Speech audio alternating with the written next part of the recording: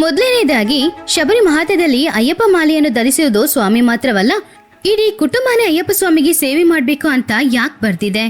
ಮಾಲೆ ಹಾಕೊಂಡ ನಂತರ ಮಾಲೆ ಹಾಕಿದವರ ಮನೆಯಲ್ಲಿ ಸ್ವಾಮಿಗೆ ಸನ್ನಿಧಾನ ಇರಬೇಕು.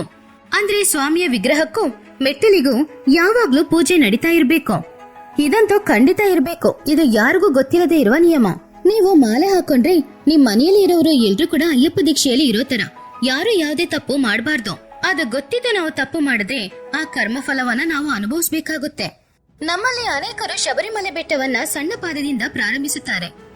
ಈ ಚಿನ್ನ ಪಾದ ಅಂದ್ರೆ ಏನು? ಶಬರಿಮಲೆ ಯಾತ್ರೆಯಲ್ಲಿ ಅಯ್ಯಪ್ಪ ಸ್ವಾಮಿಯ ಸನ್ನಿಧಾನಕ್ಕೆ ಹೋಗಕ್ಕೆ ಇರುವ ಸುಲಭವಾದ ಮಾರ್ಗ ಅನ್ನೋದು ಈ ಚಿನ್ನ ಪಾದ ಅಂತಾರೆ.